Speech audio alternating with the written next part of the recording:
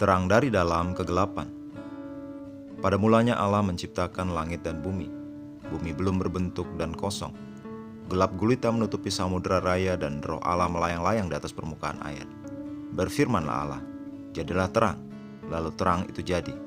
Kejadian 1 ayat 1-3.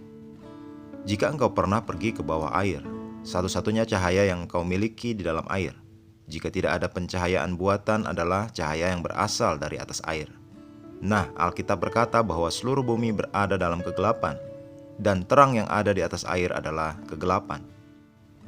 Namun 2 Korintus 4 ayat 6 mengatakan bahwa Tuhan mengubah situasi tersebut. Dia memerintahkan terang untuk bersinar di kegelapan.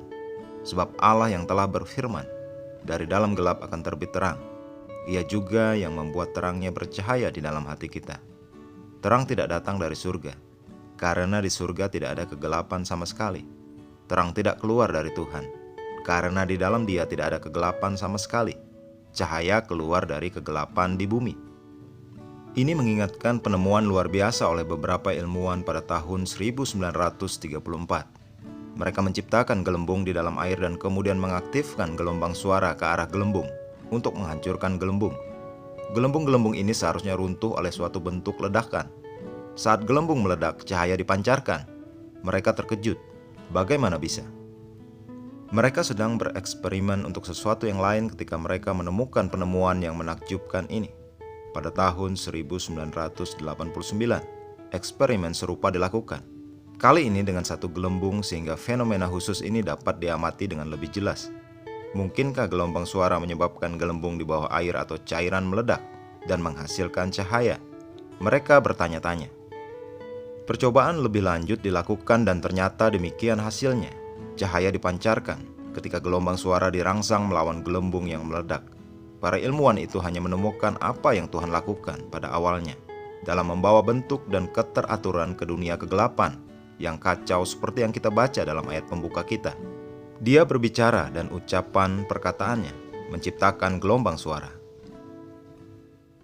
Saat kita berbicara, kita melepaskan kuasa dan kuasa ini keluar dalam bentuk gelombang suara. Jadi ketika Tuhan berkata jadilah terang, kuasa dilepaskan dan cahaya keluar dari kegelapan di dalam air. Apa artinya ini bagi kita? Hal ini menyatakan kepada kita bahwa bahan sumber asli untuk segalanya adalah firman Tuhan. Haleluya. Mari kita mengucapkan pengakuan.